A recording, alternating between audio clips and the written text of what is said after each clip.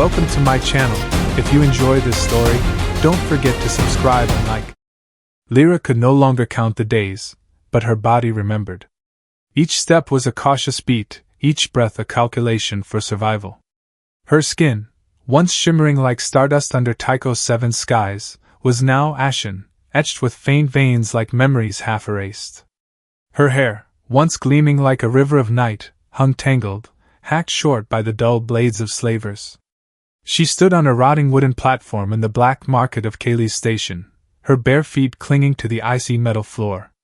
A rope looped around her neck, loose but heavy, like a forgotten cable, chafing her skin with every breath. She didn't move. She didn't blink. She had learned to become invisible, to dissolve before the eyes of those who saw her as a commodity. Cayley's station hung in the void, a labyrinth of metal where artificial lights flickered like the pulse of a dying machine. The air was thick with the stench of oil and cheap smoke, mingling with the breath of those who thrived on theft and betrayal. Below the platform, a crowd gathered, a sea of humans and aliens, mercenaries with razor-sharp gazes, smugglers with scarred faces, traitors hiding smiles behind gaudy masks. They whispered, pointed, their eyes sliding over Lira as if she were debris from a shattered world. But she didn't look at them. Her eyes fixed on an unseen point on the floor, where a spotlight cast a faint halo, like a sun long extinguished. "Rare stock," the auctioneer roared, his voice hoarse, scorched by cheap liquor. He was a hulking figure, clad in tattered rags, gripping a gleaming metal rod. "Origin unknown, mute, compliant. Good for breeding." He laughed, baring yellow teeth, and the crowd echoed, their laughter a blunt blade slicing the air. Lira felt nothing, no anger, no shame, only a cold void, as if her heart had frozen, buried under years of cages, lashes, and empty stares. Yet her ears still caught the sounds, an instinct uncrushed, a tiny flame smoldering beneath the ash. "Alive, but the brain's likely fried," he went on, tapping the metal collar around Lyra's neck. It clanged, a sharp, chilling sound like a death knell in a forsaken temple. "No use for tech interfacing, but cheap as dirt. Who wants it?"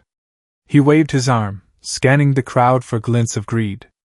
The murmurs swelled, voices blending into a wave crashing against stone. "5 credits!" a scar-faced man shouted, clutching a worn plasma rifle.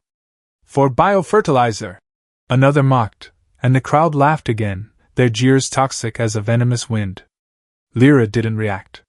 She locked away her emotions, her instincts, like dormant wires beneath her skin. She refused to hear the laughter, to feel the humiliation. She survived by becoming nothing, a shadow, a fragment too small to notice. Yet deep within, a tiny piece, the part that remembered her mother's songs, Tycho 7's starlit nights, symbols etched in sand, still lived. It was frail, but there, a faint heartbeat refusing to stop. Then a voice cut through the din, low and steady, sharp as a blade. 15. The crowd fell silent, the air sucked dry. Heads turned, eyes searching for the source. From a shadowed corner, untouched by the spotlight, a man stepped forward. His coat was tattered, dusted with starlight, as if he'd walked through a cosmic storm.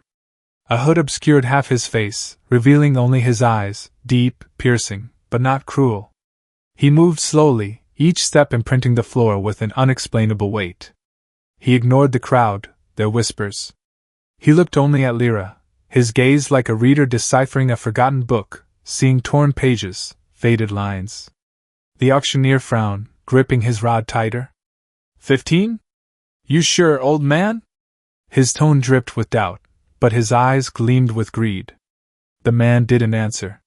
He produced an old data rod, analog-coded, glowing faintly blue like an ancient vow. He handed it over, his movements slow, deliberate, as if every gesture was calculated. Lyra's collar beeped, flashing green, its light pulsing like a dying star. "Sold!" the auctioneer bellowed, half laughing, half stunned, his voice echoing.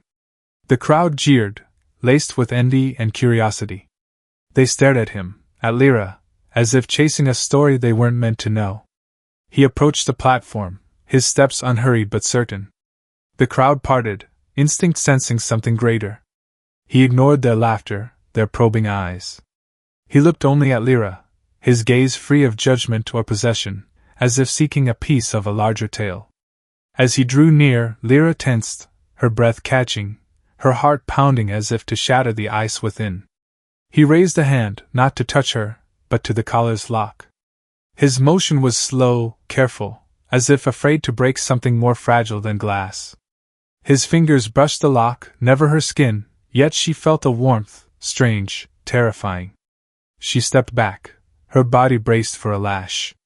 Every muscle tightened, her eyes wide, the spotlight reflecting in her pupils like embers. He paused, lowering his hand, his gaze unchanged, deep, patient.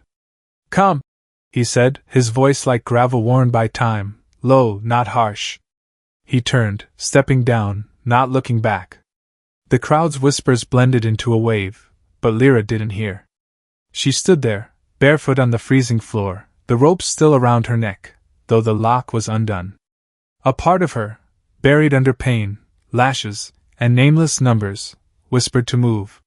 It was weak but alive, like a breeze through an ashen plain. She lifted a foot, stepped down, each movement a vow to herself. Her bare feet touched the floor, cold but real, reminding her she was alive. She followed, carrying the fear that had become instinct, and a spark of hope, small as a Tycho's 7th star, still shining despite being forgotten. The man's ship was ancient, patched together from the wreckage of a lost era, like a creature that had survived a cosmic deluge. Its interior was scarred, cracks and scratches telling tales of nameless voyages. The air carried the scent of ozone and dust, mingled with the cold tang of metal and space. Lira sat curled in a corner, her back pressed against the hull, arms wrapped around her knees as if holding herself together. Her tattered coat, her only shield against the chill, was caked with dust from Kaylee's floors. She didn't look up, didn't scan her surroundings. Her eyes fixed on her bare feet, toes curled as if clinging to warmth long gone. The man, he said his name was Amos, sat in the cockpit, separated by a thin partition. He didn't speak to her, didn't question, didn't command. At times he muttered to himself, his low voice weaving an old story, as if conversing with ghosts in his memory. "In Halich," he said, his tone even, "the words for light and pain share a root. Strange, how language tells the story of its makers." Lira didn't fully grasp the words, but she understood the tone, unforcing, undemanding, a passing observation, like a breeze over water. He didn't look at her, didn't check if she listened. He simply spoke, as if her presence was enough to keep the story alive. The ship hummed softly, its engines whining like the breath of an old beast. Lira felt the motion, the shift in gravity as they left Kaylee's, plunging into the endless dark. She didn't know where they were going, didn't ask. Asking was futile, an invitation to pain. She sat silently, letting her body meld with the ship's vibrations, a wordless song, mournful but real. Through a clouded viewport, she saw stars streak by, small and distant, like Tycho's 7's memories, glimmering, untouchable. They landed on Enris 4, a forgotten rim world where the sky bore the fractured purple of radioactive clouds. The wind cut like a blade, carrying shimmering dust like fragments of broken stars. Amos's home was a small fortress, cobbled from salvaged starship hulls, roofed with patched solar panels, each piece a shard of a dead dream. Inside, the air was dry and warm, tinged with the faint smell of metal and burnt plastic, like the breath of a machine clinging to life. Rickety wooden shelves held relics, shattered data disks, ceramic fragments etched with symbols, a mask with inhuman contours, its hollow eyes staring into the void. Each was arranged with care, like offerings on a shrine to memory, each telling a story no one remembered. Lira stepped inside, her bare feet touching the metal floor, cold but not as biting as Kaylee's. Her eyes scanned the room, searching for cages, chains, or any hint of the trap she'd learned to expect. There was nothing, no bars, no shackles, only a heavy silence, like an unspoken promise. But what stopped her was a small metal fragment on Amos's workbench, lit by a desk lamp, highlighting a carved symbol, a circle nested in 3 curving lines, the starlight, emblem of her people. She hadn't seen it since Tycho VII's temple burned, when flames devoured songs and memories. Her hand trembled, too afraid to touch, as if the symbol were a fire that could burn her again. Amos stood in a corner, holding a small device, his gaze flicking to her, then to the fragment. "This came from Tycho VII," he said, his voice low, unpressing. "That planet was destroyed before anyone could document it. Took me 2 years to understand that symbol. Do you know it?" Lira didn't answer, but her eyes wavered, like water touched by wind, rippling faintly but clearly. Her heartbeat quickened, a distant drum calling her to a place she tried to forget. He didn't press, didn't ask more. He pointed to an old wooden door, its hinges creaking. "That room's yours. Water's behind the curtain. No locks." Then he turned, stepping outside, leaving her with the terrifying silence of freedom. She stood frozen, as if the floor might collapse. Freedom was a foreign word, like a song she once knew but had forgotten the melody. She moved to the door, her hand brushing the cold, rough handle. Inside, the room was small, a narrow bed, a folded blanket in a corner, a curtain hiding a basin. No locks, as he'd said. She closed the door, sat on the bed, eyes fixed on the exit. Light seeped through the door's crack, pale gold like honey, but it couldn't thaw the chill within her. Amos left a food packet on a small table, wrapped in worn foil, its edges frayed like memory. She stared at it but didn't touch. Hunger was familiar, safer than betrayal. She'd learned that food often came with a cost, a false promise or a lash. She hugged her knees, back pressed to the wall, letting darkness wrap her like a blanket. Outside, Amos muttered, his voice carrying through the thin wall. "In ancient Tycho tongue, there's no word for a single truth. Everything is dual, shadowed." She didn't know the language, but she knew the sadness, a melody she'd heard in Tycho VII's long nights, when her mother sang to banish the dark. In the dead of night, a sound rose, not a song, but 3 simple notes from an unfamiliar instrument, trembling but sincere, like the breath of someone refusing to be forgotten. It brushed past her, light as a breeze, but enough to make her heart pause. She looked at the packet, her hand shaking as she reached for it. She opened it, trying to be silent, but the foil's tear echoed like a confession in the dark. She held her breath, waiting for punishment, for heavy footsteps or a cold voice. But no one came. There was only the howl of wind outside, carrying glinting radioactive dust. She took a piece of food, small and dry, but warm. She ate slowly, each bite careful, as if afraid to break the moment. The salt and warmth spread, not just flavor, but memory, nights when her mother shared a crumb of bread, whispering of starlight, of a promise they'd not be forgotten. Her eyes stung, tears rolling down her ashen skin, hot against the gray. She didn't wipe them away. She let them fall, a ritual, a way to remember she was alive, still Lira, though the name was newly given. She lay down, not sleeping, only watching the pale gold light from the door's crack. Amos's muttering had stopped, but those 3 notes echoed in her mind, a call, a door ajar. She didn't know where it led, but for the first time in years, she didn't feel she was fleeing. She felt she was waiting, for something, however small, however fragile, like a star in endless forest-shadowed sky. The next morning, Lira woke without moving, her body still as a forgotten statue. The habit was carved into her from years in cages, where the slightest sound, a blink, a breath too loud, could summon a lash. She lay on the narrow bed, eyes open in the silence, letting the artificial light from the ceiling wash over her, pale gold like slow-dripping honey. The fortress air was clean, dry, with a faint metallic tang, like the breath of an ancient machine. She caught a scent, warmth, steam, the aroma of cooking food, laced with herbs and roasted grains. A trap, she thought, instinct rising like a wall. But her stomach betrayed her, growling like a plea, small but sharp, a crack in the ice of her heart. She sat up slowly, every movement calculated. Amos's old cloak, worn since the night before, slipped from her shoulder, revealing her ashen skin, its faint veins like a map of a lost world. She pulled the cloak tight, as if it could shield her from invisible fears. Her steps were light, barely touching the floor, like one afraid of punishment for walking too loudly. She drew the rough curtain aside, its rustle loud in the quiet room, and light from the main chamber flooded in, golden and warm, yet unable to melt the chill within her. Amos was awake, seated at a narrow table in the corner, holding a relic, a shimmering crystal, small but radiant, its inner light pulsing like a star's heartbeat. He didn't look up, but she knew he sensed her, like a wanderer feeling the wind shift. "There's tea," he said, his voice even and low, like gravel worn by time. "Food, too. Safe." No command, no expectation, just a comment, as if discussing the radioactive clouds outside.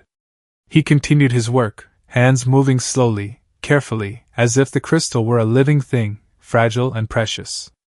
Lira stood at the threshold, every nerve taut, searching for deceit. If she approached, would he change, his eyes turning cold? If she took the food, would it be poison, a price for a moment's weakness? She watched him, seeking signs of falsehood, but he didn't look at her. His eyes stayed on the crystal, fingers tracing its surface, reading a story no one remembered. She stepped forward, each step like crossing thin ice, the old wooden floor creaking beneath her. The small sound made her freeze, breath caught, body braced for pain. But it didn't come. Only the wind howled outside, carrying glinting dust, and the crackle of a small fire under the stove. She reached the food, a metal bowl on the table, steam rising with the scent of herbs and grains, simple but alive. She lifted it, hands trembling, as if it weighed more than her fate. The first sip was a knife to her chest, warm, real, brimming with life. The flavor spread, not just food, but memory, nights when her mother made soup from scraps, when her sister, Kalia, laughed and drew starlight symbols in the sand. Her eyes burned, not from hunger, but from something deeper, a crack in the ice where starlight still glowed. She sat, clutching the bowl, avoiding Amos's gaze, but her eyes kept drifting to him, like a creature scanning for danger. He spoke, voice low, eyes still on the crystal. "The symbol on that metal yesterday. You recognized it, didn't you?" Lira froze, the warm bowl turning cold in her hands. She didn't answer, lips pressed tight, as if words might betray her. He looked up, his gaze unforcing, merely observing, like one seeking answers in the dark. "I've tried decoding it," he said. "Most data on Tycho 7 was erased. The Council calls that language cultural debris useless. I don't believe that." His voice was steady, but weighted, as if speaking of a vow. She looked at the bowl, the soup reflecting light like a tiny star, shimmering but fragile. "It's not useless," she whispered, her voice hoarse, as if the words were dragged from a deep shadow within. He blinked, his eyes brightening, not with surprise, but curiosity. She continued slowly, as if afraid her voice would break. "It's starlight. Not a word. It's a promise." Amos nodded, as if he'd known but wanted her to say it. "What promise?" he asked, his voice soft, like a breeze over water. She hesitated, fingers tightening on the bowl, the warmth seeping into her skin but not thawing the cold within. "That we won't be forgotten," she said, quiet but firm, a vow to herself. Silence stretched, heavy but not oppressive. Amos stood, crossed to a shelf, and took the crystal he'd held, placing it before her. It glowed, its light not electric but alive, pulsing to an ancient rhythm. "I don't know what it says," he said, voice low. "But I think you do." Lira touched the crystal, fingers trembling, fearing it might dissolve under her touch. Its light pulsed stronger, a wordless song ringing in her mind. She closed her eyes, and memories surged, songs in Tycho 7's temple, her mother's voice echoing off stone walls, Kalia's hands tracing starlight symbols in sand, each curve a promise. "It's not words," she whispered, her voice faint as wind through ash. "It's a song. To call the starlight back." She opened her eyes, the crystal's glow reflecting in her pupils, like twin embers, no longer frail but blazing. Amos didn't ask more. He only looked at her, his gaze deep, without judgment or possession. For the first time, Lira didn't feel like a specimen, a lot on Kali's block. She felt remembered, like a small star in Amos 4's fractured sky, still shining despite being forgotten. She set the crystal down, hands steady, and lifted the bowl, sipping slowly, letting the warmth spread. It wasn't just food, it was hope, small but real, like the song she recalled, like the star that never fades. She looked at Amos, and for the first time, she didn't shrink back. She sat there, in the dry warmth, amid the scent of metal and herbs, feeling a new pulse within, not fear, but life. She said nothing, but her glance, fleeting as it was, spoke for her. She had heard the starlight, and she would not let it fade. That afternoon, as Amos 4's purple light began to fade, Amos stood at the fortress door, holding a small device, his eyes scanning the horizon glinting with radioactive dust. "Need to check the power grid," he said, his voice low, as if speaking to himself. He turned, his gaze resting on Lira, seated by the relic table, her fingers lightly touching the faintly glowing crystal. "Want to come along?" No command, no pressure, just an invitation, soft as a breeze. Lira didn't answer, her lips pressed tight, but she stood, following him, her bare feet touching the cold metal floor. Each step was a choice, small but weighty, as if she were relearning how to walk on her own feet. Outside, Amos 4's wind cut like a blade, sweeping across cracked stone plains, carrying shimmering radioactive dust like fragments of shattered stars. The sky was a fractured purple, clouds swirling like unhealed wounds. Lira pulled her cloak tight around her shoulders, the rough fabric scraping her skin, her only shield against the biting cold. They didn't go far, just to a row of power masts a few hundred steps from the fortress. Tall metal pillars blinking faint green, like the pulse of a dying machine. Amos knelt by one, muttering about signal interference, his hands adjusting dials on a control panel, fingers moving slowly, carefully, as if conversing with the machine itself. Lira stood a few steps away, her eyes scanning the ground, instinct still seeking threats. The wind howled, swirling dust around her feet, and a glint caught her eye beneath the rocky soil. She froze, her breath catching. Kneeling, her trembling fingers brushed away the dust, revealing a small metal fragment, not debris, but a piece of an explorer's ship, etched with a symbol she knew instantly, a spiraling line, curving like a river, the Tycho 7 glyph for return. Memories surged, sharp as a blade, nights when Kalia traced this symbol in the sand, her sister's voice whispering of ships that would bring them home. Lira touched the fragment, fingers shaking, fearing it might dissolve, fearing the memory might burn away again. Amos glanced over, his gaze keen but not judgmental. "What did you find?" His voice was low, carrying a gentle curiosity. Lira held up the fragment, her eyes wavering between fear and hope, like water reflecting starlight. He stepped closer, kneeling beside her, his eyes fixed on the symbol. In the purple dusk, she saw not just curiosity but a deep sadness in his eyes, as if he too carried a buried memory. "I thought this planet was empty," he said, his voice soft, like sharing a secret. "But I've found pieces like this, buried deep. The Council doesn't care." Lira clutched the fragment, her voice stronger, though still trembling. "They never did." Her words were sharp, like the blade she'd once used to cut her own hair in captivity. Amos took the fragment from her hand gently, as if handling a fragile treasure. His fingers traced the symbol, slow, like reading an untold story. The wind roared around them, radioactive dust glinting like falling stars, but in that storm, something shifted, not possession, not obligation, but understanding, like two travelers realizing they walked the same path. Lira looked at him, and for the first time in years, she didn't expect pain. She expected to be seen, to be remembered. That, she found, was more terrifying, like standing before a door to an unknown destination.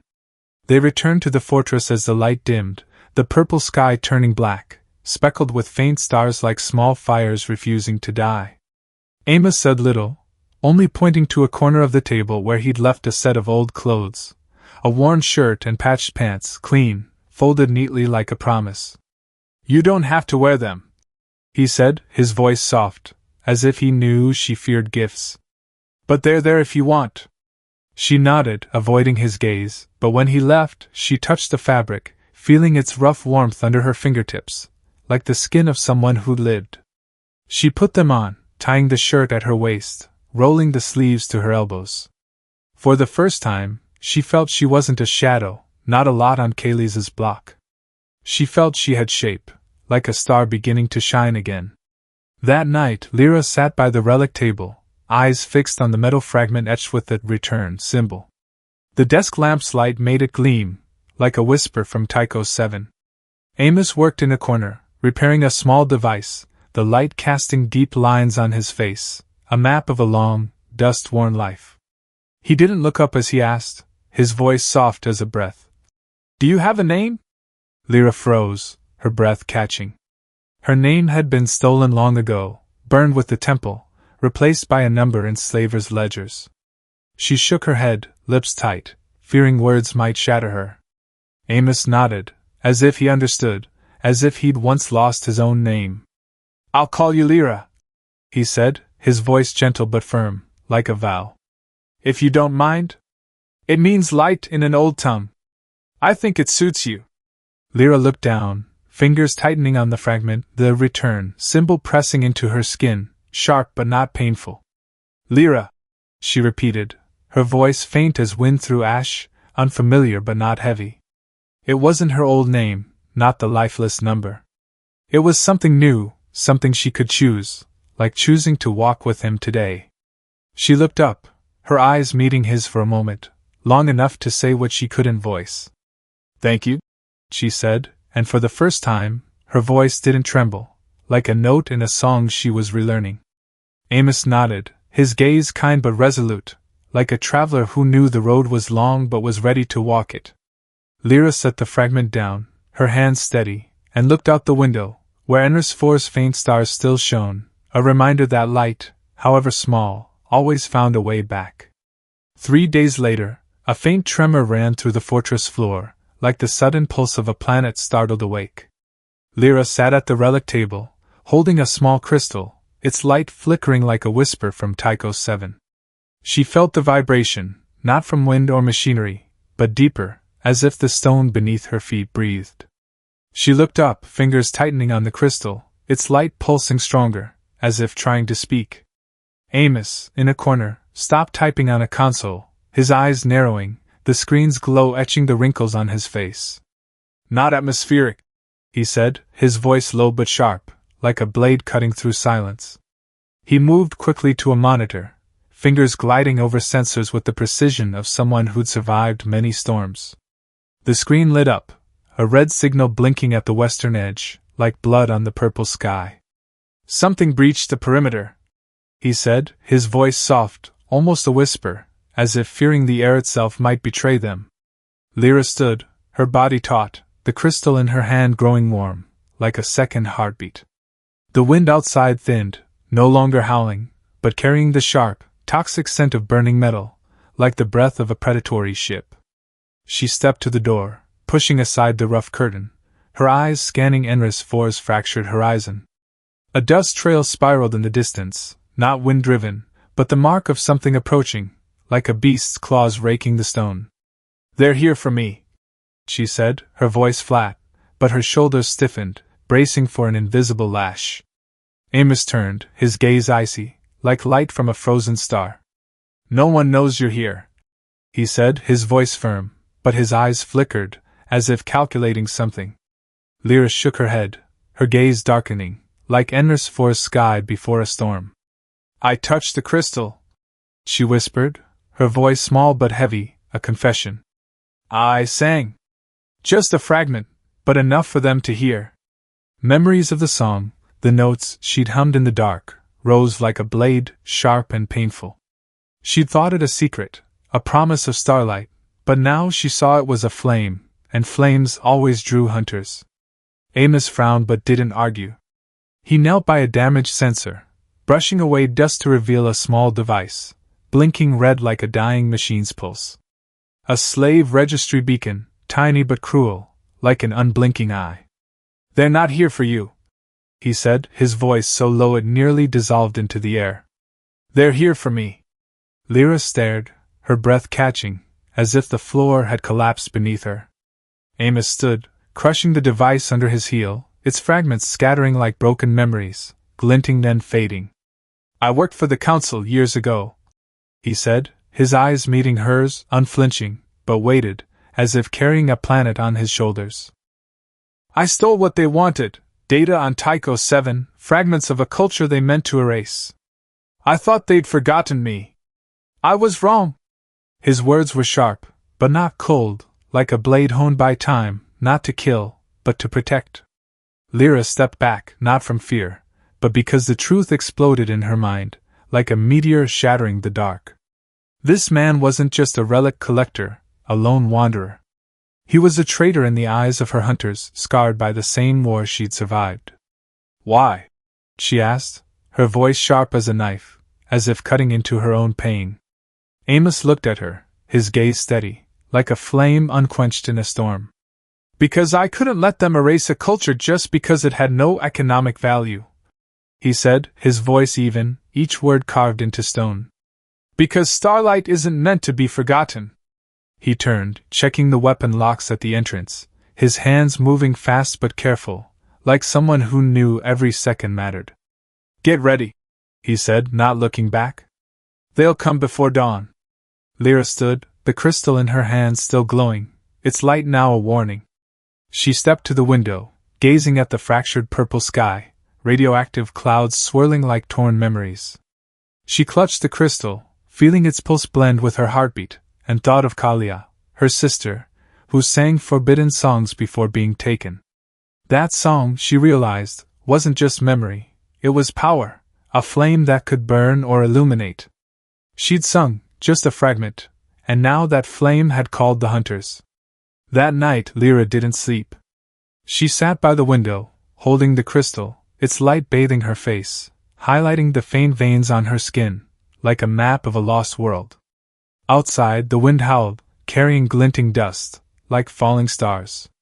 She watched Amos, checking a plasma rifle in a corner, the desk lamp's light revealing a long, deep scar on his hand, a story untold. He didn't speak, but his every motion, the way he checked the barrel, the way he gripped the handle, was a promise he wouldn't run. Lira felt a new pulse within, not fear, not the instinct to flee etched into her by years in cages. She felt ready to fight, not just to survive, but to protect what she'd reclaimed, starlight, memory, and the name Lira, given by Amos.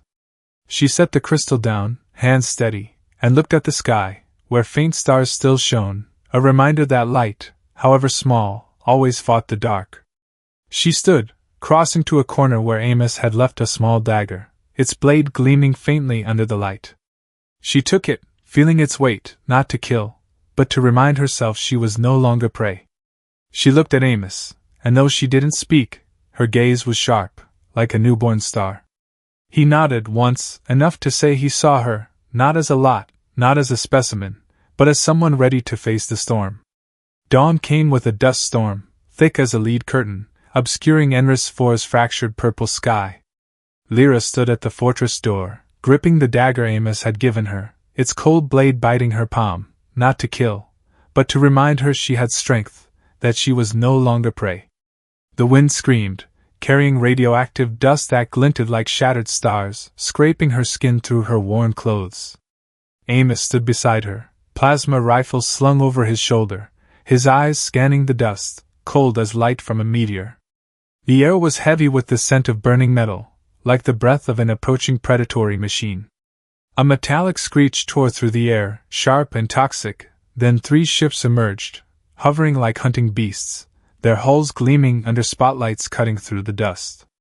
The beams struck the fortress, blinding, like the gaze of an angry god, making the metal walls hum in silence. Lira tightened her grip on the dagger, her breath quickening, her heart pounding as if to shatter the ice within. A voice blared through a speaker, cold and sharp, like a blade slicing bone. "Amos Kren, surrender the Tycho 7 data and the prisoner. She belongs to the Council." The words were a lash, but Lira didn't flinch. She stood, shoulders rigid, the dagger biting deeper, a single drop of blood falling to the floor, crimson on gray metal. Amos raised a hand to stop her, his gaze hard as granite. "They don't want you," he whispered, his voice low but certain, a vow. They want the Mother Crystal, the largest piece, holding your people's entire memory. I hid it in the fortress. Lira stared, her breath catching, as if the truth had pierced her. The Mother Crystal, known only from her mother's stories, the heartbeat of Tycho 7, was more than memory. It was power, power the Council craved, power they'd killed to possess. Before she could respond, a figure stepped from the lead ship, not a Council soldier in gleaming armor, but a woman, her blue skin shimmering like gemstone, her white hair, long and tangled, dancing in the storm. On her arm, a Tycho 7 symbol was carved deep, a circle within 3 curves, the starlight of Lyra's people. Lira, she said, her voice trembling but cold, like a blade honed by pain. Don't you remember me? Lira stepped back, her heart pounding, threatening to burst. This was Kalia, her sister, whom she thought died in Tycho 7's massacre, when flames devoured the temple and its songs. But Kalia's eyes held no love, no memory of knights tracing symbols in sand. They held the coldness of someone reprogrammed by the Council, turned into a weapon to hunt her own kind. Amos pulled Lira inside, locking the fortress door, the clash of metal ringing like a declaration of war. She's not your sister anymore, he said, his voice steady but heavy with sorrow. The Council implanted a controlled chip in her brain. She led them here. Lira shook her head, tears spilling, hot against her ashen skin. I sang, she whispered, her voice breaking, like a crystal shard hitting the ground. I called her. The memory of the song, the notes she'd hummed in the dark, now felt like a curse, a flame that had summoned the wrong soul. Amos gripped her shoulders, his gaze unwavering, a flame unquenched in the storm. You called the starlight, not the monster they made, he said, his voice low, each word carved into stone. Remember that. The attack began, no warning, only the thud of plasma bolts slamming the fortress walls, shaking everything, like the pulse of a dying planet. Dust fell from the ceiling, the desk lamp flickering, but Lira didn't tremble. She followed Amos to the basement, through narrow corridors thick with the smell of metal and burnt plastic. At the end, Amos opened a steel door, revealing the Mother Crystal, a massive prism glowing like a small star, its light pulsing, not randomly, but like the heartbeat of a nation. It rested on a stone pedestal, surrounded by smaller relics, like minor stars orbiting a sun. Lira touched it, fingers trembling, and an ancient song surged in her mind, so powerful she collapsed, her knees hitting the cold floor. It's not just memory, she whispered, her voice shaking not from fear, but from the weight of truth. It's a weapon. Its sound can destroy. The song was no mere melody but a frequency, a power encoded in Tycho 7's notes, capable of shaking ships, shattering control chips, breaking the will of enemies. Amos nodded, his eyes alight with resolve, like a traveler glimpsing his destination after years lost. And that's why they want it, he said, his voice low, carrying an unquenchable fire. He handed her a sound amplifier, a small metal block etched with strange symbols, its controls a complex maze. It was heavy in her hands, like her fate, like the promise she carried. Sing, Lira, Amos said, his voice not a command, but a plea.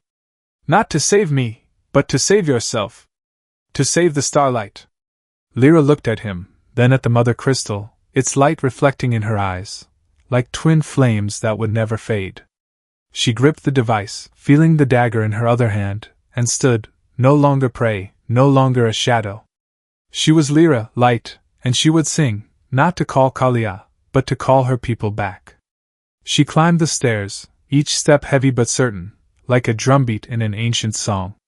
Plasma bolts still pounded the walls, dust falling like rain, but she didn't stop. She pushed open the basement door, the storm's wind rushing in, carrying dust and the scent of burning metal. Outside, the Council ships hovered, their spotlights blinding, and Kalia stood there, her gaze cold, but Lira didn't look at her.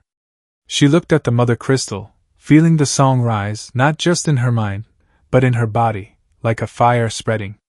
She set the device down, fingers gliding over its controls, and took a deep breath, as if drawing Enris 4's entire sky into her chest. The song began, faint as a breeze, but each note was a blade, each sound a promise. She didn't sing to save herself, nor to save Amos. She sang to save the starlight, to save Tycho 7, to remind the universe that her people lived, though erased, though forgotten. Lira stood on the fortress roof, the storm's wind howling around her, carrying radioactive dust that glinted like fragments of shattered stars. The mother crystal rested in her hand, its light piercing the thick dust, blazing like an unquenchable flame, like Tycho 7's heartbeat still pulsing though the planet was ash. Her tattered cloak whipped in the gale, the dagger gripped tightly in her other hand, cold but real, a reminder she was no longer a shadow.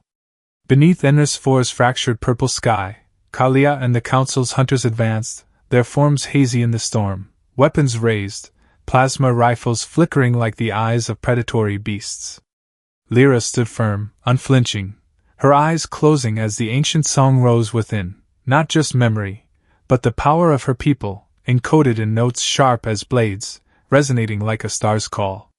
She sang, her voice faint at first, like a small breeze over an ashen plain, trembling but true. Each note was a memory, her mother's voice in the temple, Kalia's hands tracing starlight symbols, Tycho 7's nights aglow with stars. Her voice grew stronger, echoing, an invisible shockwave amplified by the metal device Amos had given her. The sound spread, not just a song, but a frequency, an ancient Tycho 7 weapon so powerful the air quivered, the stone beneath her feet cracking in response. The Council's ships shuddered, their engines screaming then stalling, crashing like wounded beasts in a blaze of dust and fire. The hunters fell, clutching their heads, screaming as the frequency overwhelmed them, as if the song were tearing their souls into the darkness they'd created. Kalia stood motionless in the storm, her white hair whipping wildly, her cold gaze wavering, like water touched by wind. Then she screamed, not in pain, but in awakening, a cry that tore through the air, like a door shattered.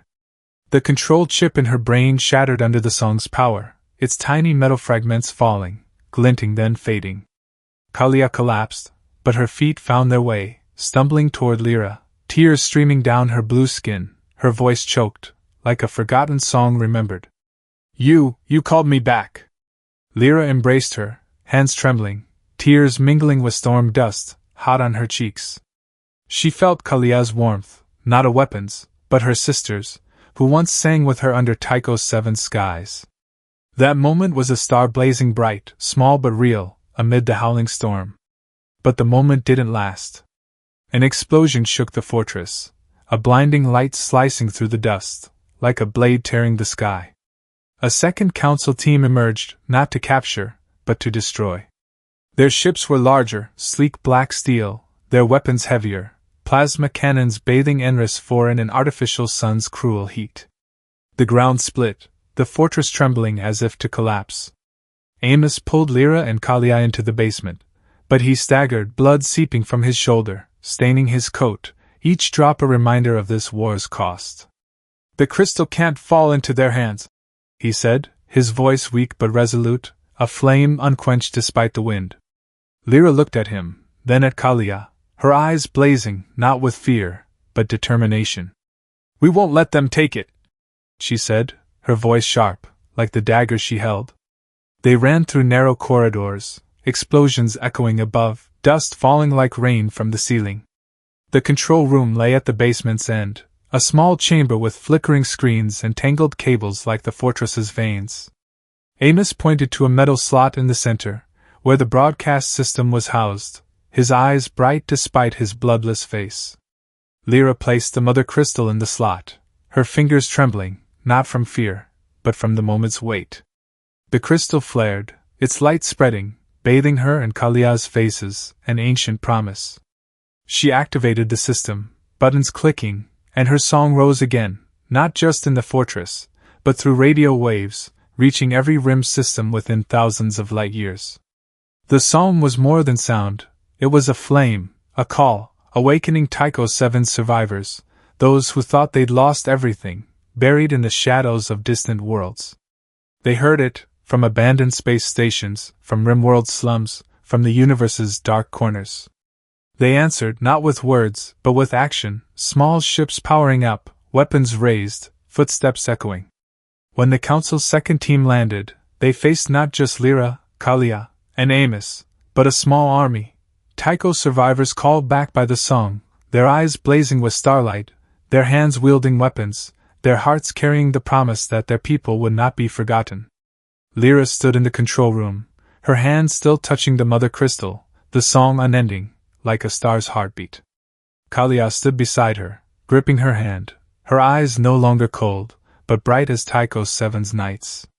Amos leaned against the wall, rifle in hand, blood seeping through makeshift bandages, but his gaze unwavering, a traveler seeing his destination.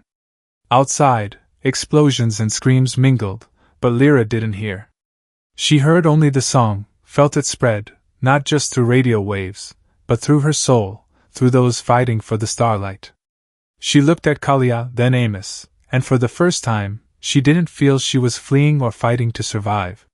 She felt she was building, calling back a people, a star, a promise.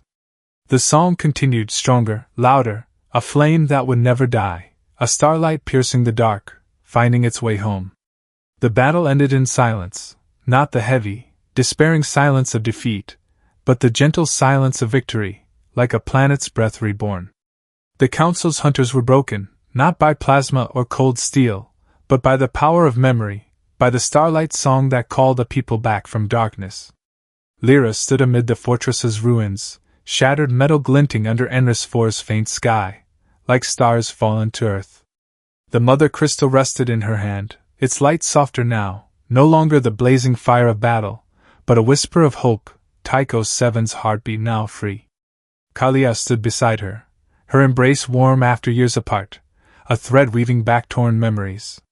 Lira felt the starlight within, no longer a fragile promise, but a truth, solid as the stone beneath her feet. She looked at Kalia, her sister's blue skin shimmering with radioactive dust, her eyes bright as Tycho VII's starlit nights when they were children, singing under a sky full of stars. Amos stood a few steps away, his shoulder crudely bandaged, blood seeping through, but his eyes glowed with pride, a traveler glimpsing his destination after years lost. "You did it," he said, his voice hoarse but warm, like a small fire in a hearth. Lira shook her head, her gaze meeting his, unflinching, steady. "We did it," she said, her voice firm, each word carved into stone. She handed the mother crystal to Kalia, her hand steady, as if she'd found strength in her new name. "Keep it, sister," she said, her voice soft but a vow. "You're its first guardian." Kalia nodded, her eyes glistening, not with pain, but joy, with memories returned. She held the crystal to her chest, as if embracing her people's soul, its light bathing her face, a newborn star. Amos-4's sky remained purple, but the radioactive clouds began to part, revealing patches of black speckled with stars, as if the planet were learning to breathe again. The Tycho survivors, called back by Lira's song, stood scattered around the fortress, weapons lowered, their eyes blazing with starlight, no longer shadows fleeing, but bearers of Tycho VII's promise. They said little, but their presence was a wordless song, proof that light, however small, always found its way back. As they prepared to leave Amos-4, a new signal crackled through the fortress's comm system, not the Council's cold, sharp voice, but a coalition of rim worlds, forgotten planets like Amos-4. They'd heard Lira's song, not just through radio waves, but through the souls of survivors who thought they'd lost all.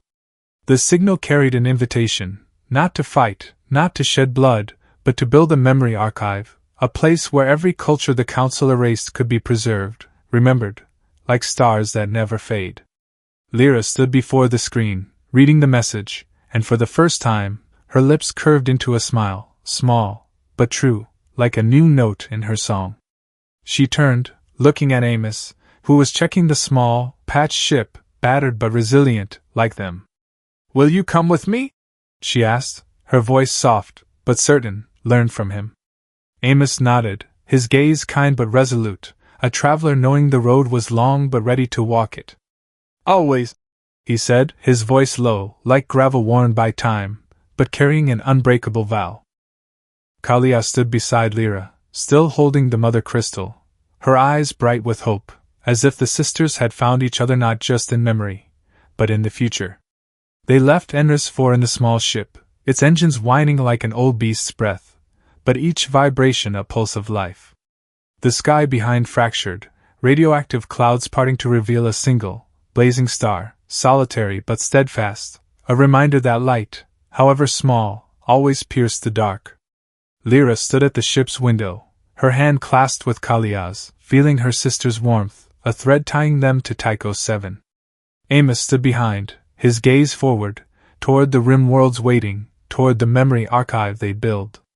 She whispered a word, faint but resonant, like a new song beginning. Lira. Her name was not just light, as Amos had said. It was fire, burning through years of pain. It was memory, never erased. It was a star, never fading, though the universe tried to bury it.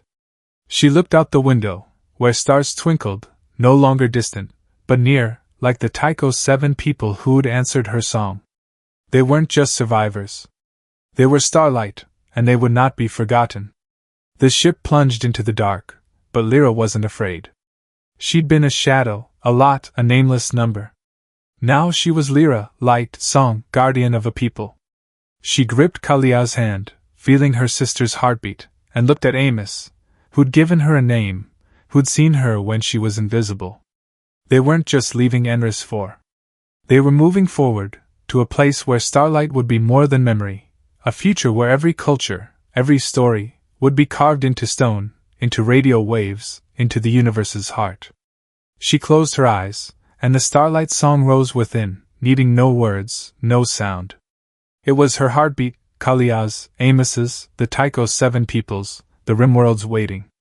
It was a new light, never fading, never forgotten.